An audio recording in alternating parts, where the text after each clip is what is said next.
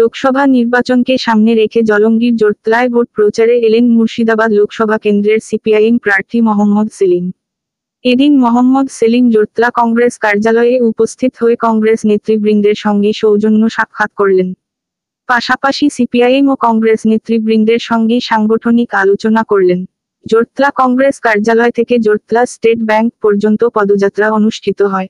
পদযাত্রায় সামিল হয়েছিল কংগ্রেস সমর্থিত মোহাম্মদ সেলিম, জলঙ্গি ব্লক কংগ্রেসের সভাপতি আব্দুর রাজ্জাক মোল্লা, জলঙ্গির প্রাক্তন বিধায়ক ইউনুস সরকার সহ অন্যান্য সিপিআইএম ও কংগ্রেস নেতৃবৃন্দ।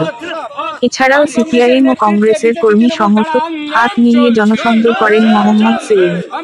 মানুষের যোগ আছে সেখানকার খবর বলছেন তিনি। মুর্শিদাবাদ জেলাকে হচ্ছে ভালো কে চেনে, দিতে পারেনি বলে একটা ভুল। আমি জানি না হচ্ছে কলকাতা টিভি দিতে পারেনি, কেন হবে না? আমরা দিচ্ছি না। যেমন দার্জিলিং এখন পর্যন্ত প্রার্থী ঘোষণা হয়নি, দ্বিতীয় পর্যায়ের ভোট। আর ডামরা তো সপ্তম পর্যায়ে। কেন হয়নি?